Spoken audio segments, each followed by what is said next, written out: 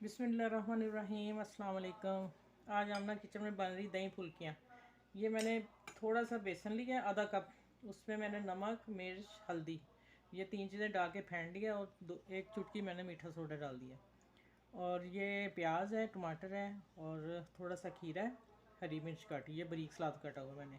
और ये एक कप मैंने दही लेके इसे फेंट लिया है, ठीक है। और आधा चम्मच एक टेबल स्पून चीनी डाल दी।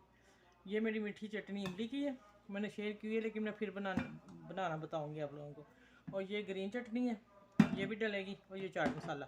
और जब मैं फुल्कियाँ निकाल के अब ऑयल में, तो फिर मैं आप लोगों को दिखाती हूँ। अच्छा भैया, ये मैं ना अभी ऑयल गर्म नहीं हुआ, जुमा हमारा हो रहा है, तो ये ऐसे मैं इसमें फुल्कियाँ डाल दूँगी। ऑयल थोड़ा और गर्म होने, सारी डाल के इतने साइज़ की फिर मैं निकाल के आप लोगों से शेयर करती हूँ। अच्छा भैया, मैंने चीनी और नमक हल्का सा डाला था, वो मैं फेंट लिया। और ये मैं अब इतनी सॉफ्ट है कि मैं इसको पानी में नहीं भिगोना। ये मैंने थोड़ा इसके लिए पतला रखा है कि इसी में डिप हो जाएंगी। ये बड़ी मतलब कि सॉफ्ट फुल्की निकली है। ये मैं डालती हूँ इसमें, ठीक है। इसी में नरम पड़ जाएंगी। 5 मिनट तक हमने खाना खाना है, तो उसके फिर साथ सर्व करनी है। और आप लोगों को मैंने कहा आसान सी रेसिपी दूँगी।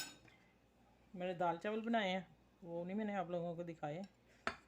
बाकी ये सलाद है, थोड़ा सा खीरा है बीच में, ठीक है। और ये प्याज ज़्यादा मैं डालती हूँ। चले, ये धनिया, चाट मसाला, ये अब ग्रीन चटनी,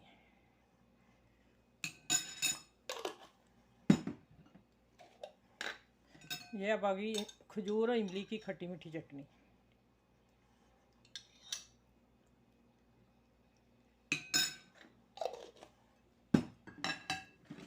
चले, अभी मैं आप लोगों को हल्का सा मिक्स करके दिखा देती हूँ। ये ठीक है, आप भी बनाइएगा, हल्की सी रेसिपी है और इन्जॉय कीजिएगा। घर में सबको खिलाइएगा। मेरे चैनल को लाइक शेयर ज़रूर कीजिएगा, सब्सक्राइब कीजिएगा और अपना ख्याल रखिएगा।